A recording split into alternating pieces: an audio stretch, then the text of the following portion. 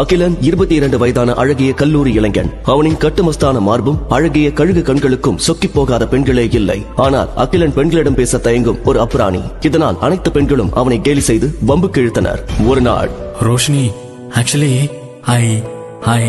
அது வந்து பிரதர், என்கிட்ட உங்க காதுல சொல்றதுக்கு முன்னாடி உங்க மூஞ்சிய ஒரு தடவை கண்ணாடியில பாருங்க என்று ரோஷினி வெடுக்கென்று கூற அங்கிருந்த மொத்த பெண்களும் குபேர் என்று சிரித்தனர். இதனால் வெட்கத்தில் தலைகுனிந்து நிராயுதபாணியாக நின்றான் அகிலன். கண் கலங்கிக் கொண்டே தன் கிளாஸ் ரூமிற்குள் சென்ற அகிலனுக்கு பெண்களிடம்தான் அசிங்கம் என்றால் வகுப்பறையில் மேலும் ஒரு அவமானம் ப்ரொஃபசர் ரூபத்தில் காத்திருந்தது.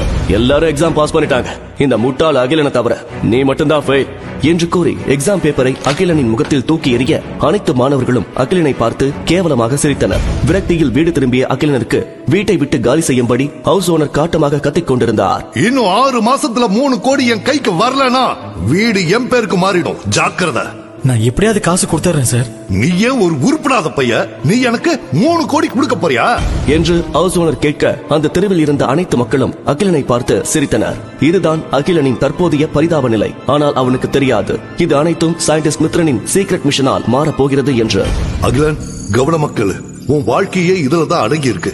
நான் உன்னை எர்த் மாதிரியே இருக்கிற வேற கிரகத்துக்கு அனுப்ப போறேன். பல ஆபத்தான ஏலியன் மிருகங்கள் அங்க இருக்கும். நீ உயிரோட இருக்கணும்னா அதுங்களை கொன்னு அந்த பாயிண்ட்ஸ நீ எடுக்கணும். முக்கியமான விஷயம், ஒரு சின்ன தப்பு நடந்தா கூட உன் உயிருக்கே ஆபத்தாயிடும், ஜாக்கிரதை. என்ன ஆனாலும் சரி, நான் அங்க போக தயார் டாக்டர். எங்க அம்மாவையும் தங்கச்சியும் காப்பாத்த இதை விட வேற வழி இல்ல டாக்டர் என்று கூற சயின்டிஸ்ட் மித்ரன் அவனை லைட் மிஷின் மூலமாக வேறு கிரகத்திற்கு அனுப்பினார். அங்கே அகிலன் கண் விழித்து பார்த்த போது அவன் முன்னே ஒரு அழகிய பெண் நின்று கொண்டிருந்தாள். ஹாய் அகிலன், நீ ரொம்ப அழகா இருக்க.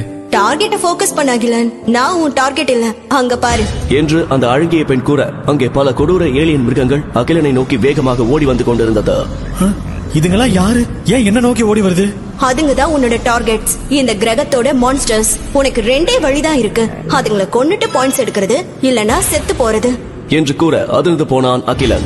என்ன செய்ய போகிறான் அகிலன்? அந்த கொடிய ஏலியன் மிருகங்களை கொன்று பூமிக்கு திரும்புவானா அகிலன்? அங்கே அகிலனுக்கு உதவி செய்யும் அந்த அழகிய பெண் யார்? பெண்களிடம் கூட பேச தயங்கும் சாதாரண அகிலனின் வாழ்க்கையில் நிகழப்போகும் அதிசய திருப்பங்களை சுவாரஸ்யத்துடன் தெரிந்து கொள்ள உடனே பிளே நவ் பட்டனை கிளிக் செய்து கேளுங்கள்.